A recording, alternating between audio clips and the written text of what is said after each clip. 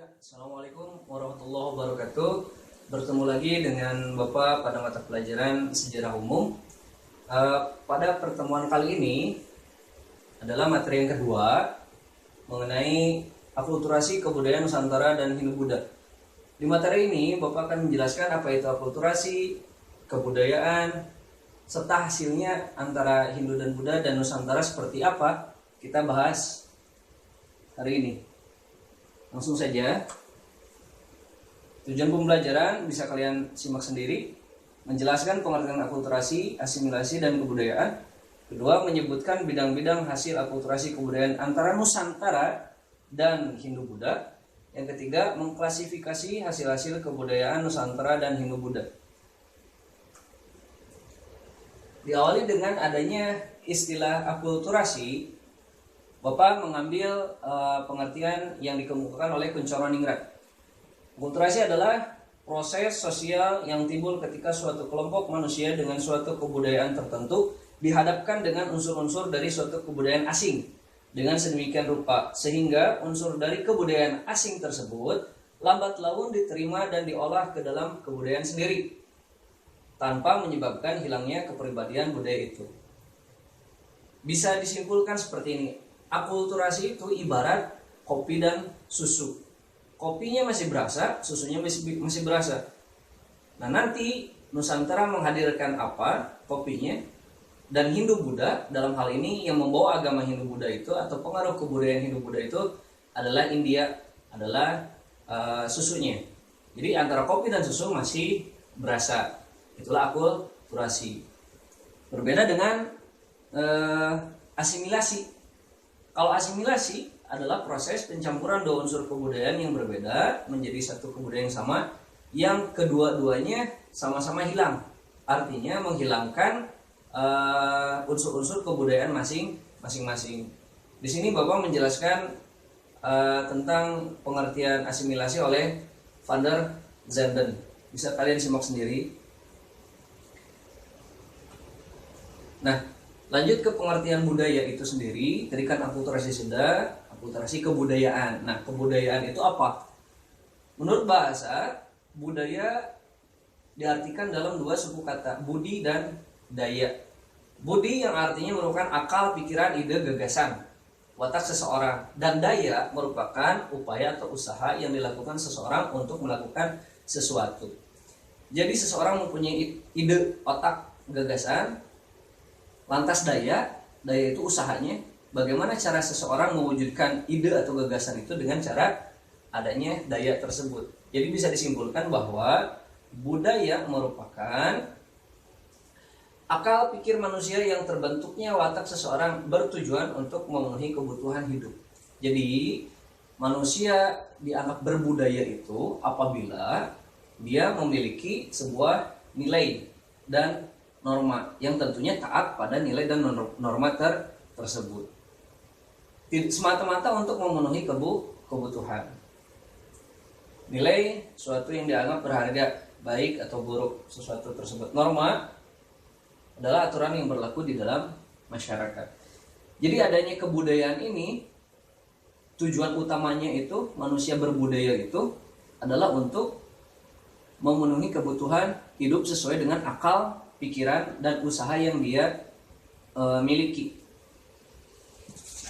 Lebih jauh, Selo Sumarjan dan Sunyono Sukanto mengartikan budaya merupakan hasil cipta, karsa, dan karya masyarakat.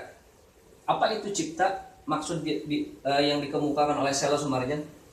Cipta itu ide, gagasan, atau tadi yang disebut dengan budi tadi. Seseorang atau keinginan. Karsa, perasaan batiniah baik dan buruk sesuatu. Karya, hasil dari cipta dan karsa yang digabungkan dan diwujudkan dalam bentuk sebuah karya yang dapat dirasa oleh indera secara fisik. Jadi, menurut Selo Sumarjan dan Sunyono Sukanto, budaya itu merupakan hasil cipta, karsa, dan karya masyarakat. Itulah budaya. Lantas, lebih jauh, Profesor Kunchoro-Ningrat mengemukakan unsur-unsur kebudayaan. Ada 7. Di antaranya ini, ada 7. Nah,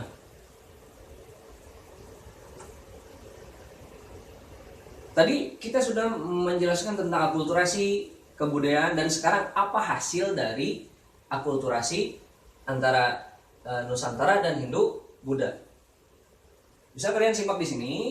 Yang pertama, hasil akulturasi antara Nusantara dan Hindu Buddha adalah seni bangunan.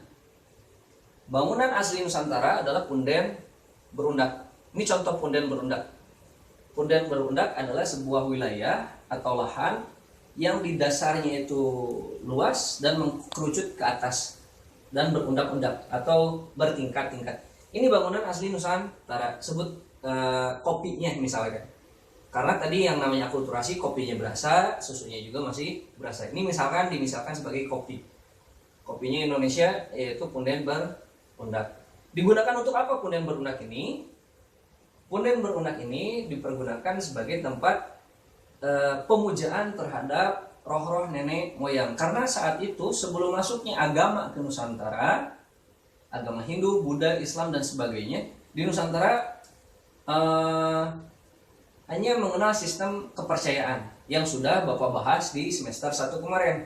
Di antaranya sistem kepercayaan animisme, dinamisme, totemisme dan lain sebagainya. Itu yang disebut dengan sistem kepercayaan sebelum datangnya agama ke Nusantara. Nah, mereka sebelum mengenal agama di Nusantara beribadah di tempat punden berundak ini dengan memuja roh-roh nenek moyang yang dianggap sudah meninggal tapi masih bisa menjaga bahkan mengabulkan segala permintaan. Lantas, ini kopinya. Nah, susunya apa tadi? Yang dibawa oleh Hindu Buddha dalam hal ini adalah India.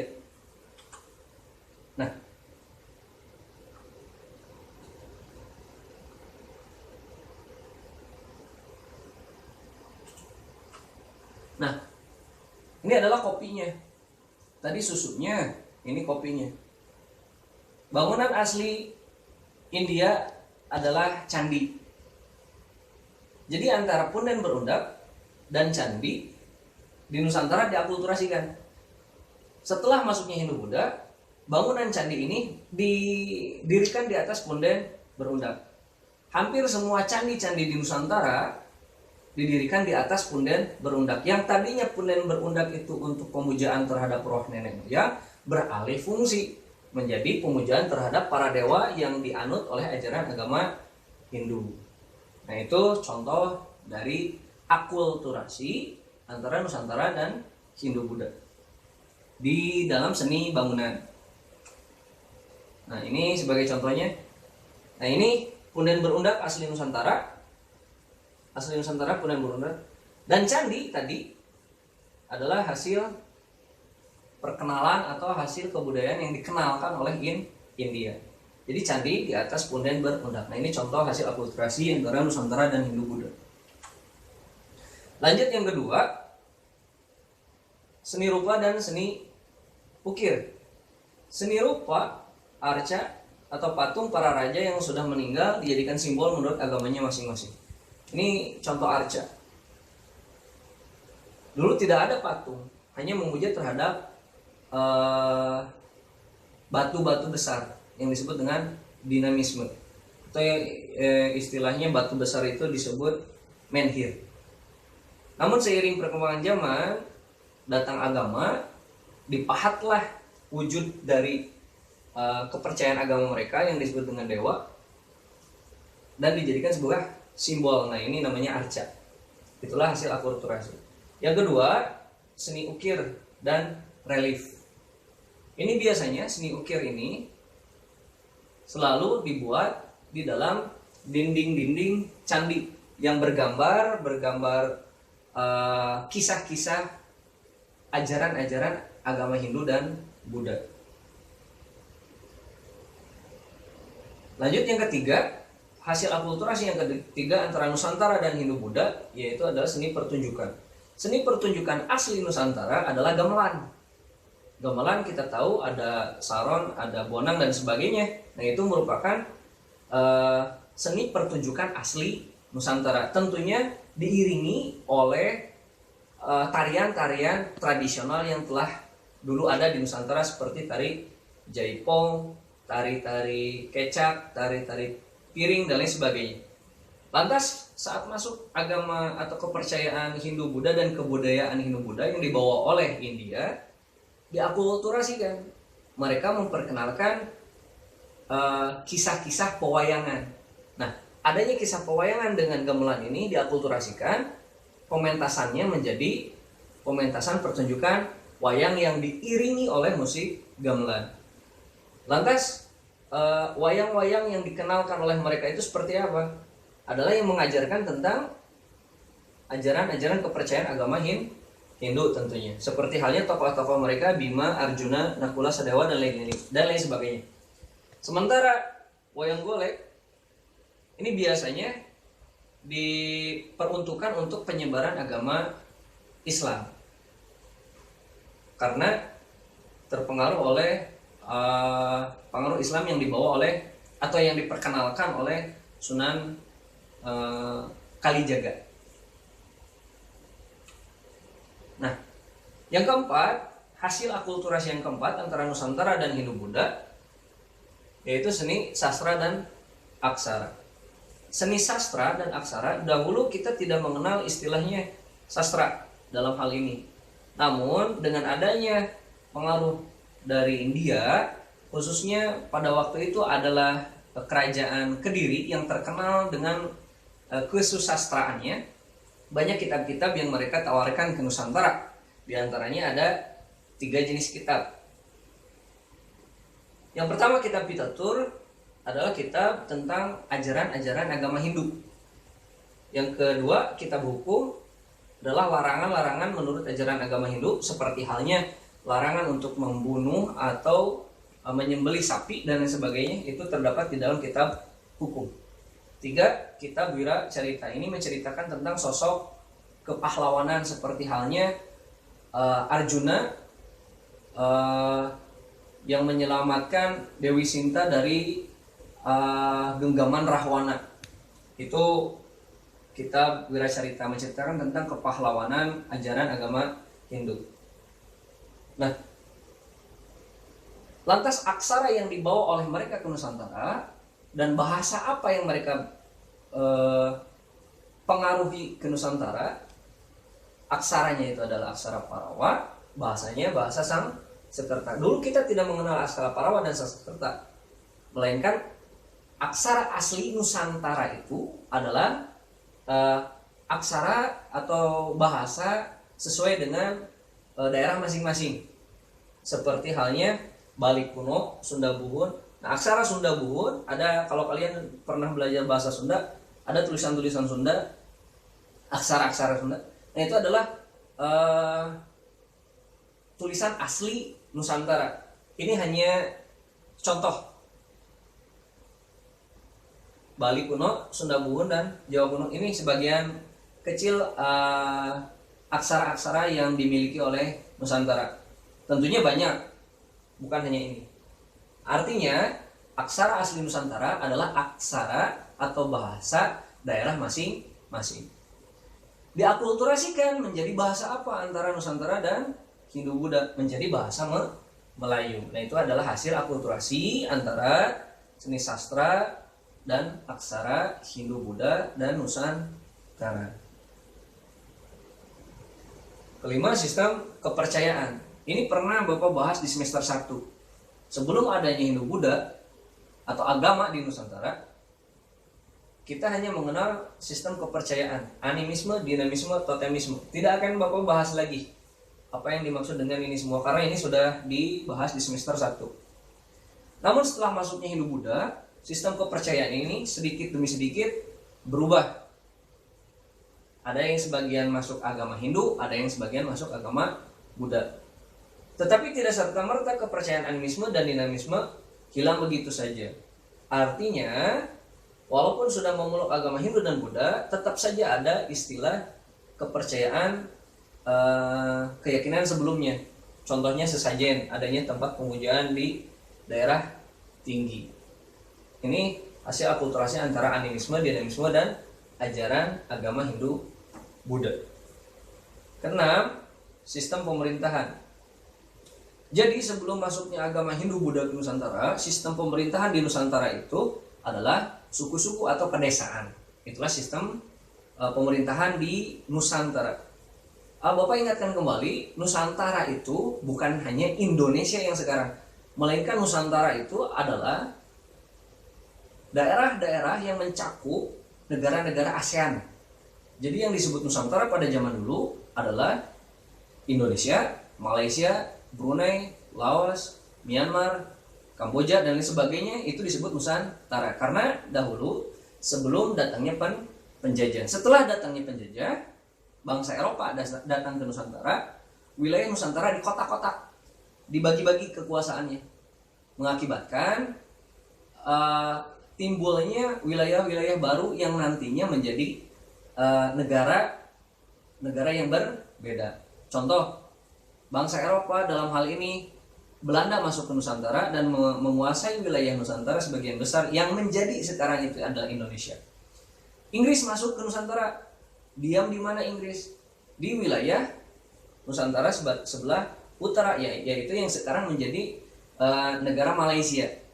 Jadi antara Malaysia dengan Indonesia dahulunya sebelum datangnya penjajah itu adalah satu kesatuan yang sama. Namun seiring perkembangan zaman, datangnya penjajah ke Nusantara, wilayah kita dibagi-bagi kekuasaan oleh penjajah yang datang ke Nusantara. Nah, sistem pemerintahan tadi di Nusantara adalah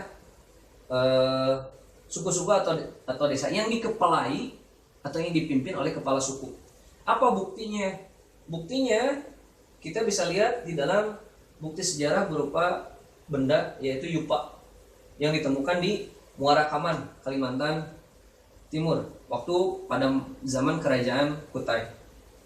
Di dalam prasasti yupa tersebut dijelaskan bahwa penguasa lokal yang kita sebut dengan istilah kepala suku itu adalah seorang yang bernama Kudungga. Jadi di dalam tulisan Palawa tersebut dijelaskan bahwa sebelum masuknya Hindu-Buddha, wilayah tersebut dipimpin oleh kepala suku yang dikenal dengan penguasa lokal yang dipimpin oleh seorang penguasa lokal yang bernama Kudungga. Nah, setelah Kudungga ini lambat laun masuk pengaruh Hindu-Buddha, kekuasaannya beralih kepada anak dan cucunya. Anaknya bernama Asmawarman dan cucunya Mulawarman. Nah, anak dan cucunya Mulawarman sudah terpengaruh oleh ajaran atau oleh kebudayaan Hindu-Buddha, sehingga Asmawarman dan Mulawarman sudah mempunyai agama. Tentunya sudah beralih fungsi menjadi yang asalnya kepala suku, beralih fungsi setelah masuknya Hindu-Buddha. Setelah masuknya Hindu-Buddha menjadi kerajaan. Nah, sebelum saya membahas ini, kalian harus memahami dulu mekanisme pemilihan kepala suku. Yang pertama senior atau tua. 2. Arif bijaksana, dapat diterima. 3. Berwibawa. Tentunya dari zaman dulu di Nusantara tidak ada istilah LGBT, tidak ada istilah laki-laki menyerupai wanita. Dari zaman dulu yang namanya pemimpin itu selalu diidentikan dengan seorang laki-laki yang gagah perkasa. Ironis dengan keadaan sekarang. Keadaan sekarang setelah kita merdeka, banyak orang-orang yang menggembar-gemborkan LGBT, padahal LGBT tidak sesuai dengan ketentuan-ketentuan pada masa itu. Yang keempat, mempunyai kekuatan di bidang ekonomi, kaya, mempunyai banyak harta berupa emas, ladang, dan sebagainya. Ini syarat-syarat untuk menjadi kepala suku waktu itu atau penguasa lokal. Terakhir, memiliki kekuatan gaib, dianggap sakti. Nah, setelah masuknya Hindu-Buddha, yang tadinya kepala suku berubah menjadi kerajaan. Nah, mekanisme pemilihan raja, siapa yang disebut raja pada waktu itu? Raja terlahir dari kelanjutan kepemimpinannya sebagai kepala suku. Jadi yang tadinya awalnya menjabat kepala suku, karena masuknya sistem pemerintahan baru yang dibawa oleh pengaruh Hindu-Buddha, berubah menjadi raja atau kerajaan. Yang kedua, kekuasaan raja tidak terlepas dari kaum Brahmana. Apa artinya? raja dalam memimpin sebuah pemerintahan itu tidak terlepas dari dukungan orang-orang Brahmana. Siapa Brahmana ini? Brahmana adalah kasta tertinggi umat atau dalam ajaran agama Hindu, kasta tertinggi yang dianggap suci, orang-orang suci yang dekat dengan para dewa. Jadi antara raja dengan kaum Brahmana harus seiring, harus sejalan. Agar apa? Agar kekuatan raja mudah mengontrol rakyatnya. Jadi antara raja dengan kaum Brahmana itu harus kompak, harus seiringan. Apabila tidak, raja tidak akan didengar oleh rakyatnya, karena rakyat yang beragama Hindu tentunya taat terhadap ajaran yang diajarkan atau yang disampaikan oleh kasta Brahmana. Yang ketiga, kekuasaan raja dapat diturunkan kepada para keturunannya. Jadi sistem kerajaan itu selama memang ada keturunannya, kerajaan tersebut akan selalu ada. Itu sistem pemilihan kelanjutan. Nah, ini yang terakhir, arsitektur. Makna dari sebuah karya hasil akulturasi Hindu, Buddha, dan Nusantara. Jadi bidang arsitektur ini bukan bidang bangunan, melainkan sebuah bangunan diartikan maknanya. Nah, makna dari sebuah bangunan itu dalam hal ini adalah seni arsitektur. Misal, seni bangunan berupa candi. Makna dibuat candi di dalam tempat punden berundak atau menghasilkan istilah makrokosmos dalam ajaran agama Hindu. Apa yang dimaksud dengan makrokosmos di sini? Makro itu luas, kosmos itu kehidupan. Jadi kehidupan yang sangat luas. Artinya kehidupan yang sangat luas ini diartikan atau dianalogikan berada di dalam sebuah bangunan candi. Nah, bangunan candi ini ternyata di atas punden berunak di atasnya adalah bangunan candi. Bangunan candi ternyata di dalam pengertian dari makrokosmos ini dibagi menjadi beberapa lapis. Lapisan bawah candi atau yang disebut dengan alam bawah diartikan merupakan tempat manusia masih memiliki nafsu dan amarah. Jadi bagian lapisan candi yang bawah artinya apabila manusia beribadah kurang atau tidak taat terhadap ajarannya, diartikan merupakan tempat manusia masih memiliki nafsu dan amarah. Lapisan tengah, alam antara manusia, lapisan candi tengah yang di tengahnya, alam antara manusia telah meninggalkan keduniawian. Artinya ini tingkat beribadah orang-orang Hindu di dalam sebuah candi tadi, apabila sudah ke lapisan yang tengah, sudah tidak lagi memikirkan masalah-masalah dunia. Bukan meninggal dunia, tetapi sudah tidak mempermasalahkan masalah dunia. Artinya mereka cenderung terhadap ajaran-ajaran yang taat yang diajarkan oleh agama Hindu. Yang ketiga, lapisan atas tempat. Nah, lapisan atas tertinggi candi, yang lapisan di paling atas candi adalah tempat bersemayam, diyakini tempat bersemayam atau tempat tinggalnya para dewa, karena dianggap dewa-dewa itu bersemayam atau bertempat di daerah-daerah yang sangat tinggi. Itu adalah hasil akulturasi Hindu, Buddha, dan Nusantara di dalam seni arsitektur. Nah, ini terakhir. Ini Candi Prambanan. Ini Candi Borobudur. Ini diklaim sebagai candi agamanya Buddha. Ini diklaim sebagai candi agamanya Hindu. Apa perbedaan antara candi Hindu dengan candi Buddha? Nah, kita bisa lihat di sini perbedaannya. Apabila candi Hindu di dalam segi fisik menjulang tinggi ke atas, namun menyempit di bagian bangunannya, menyempit.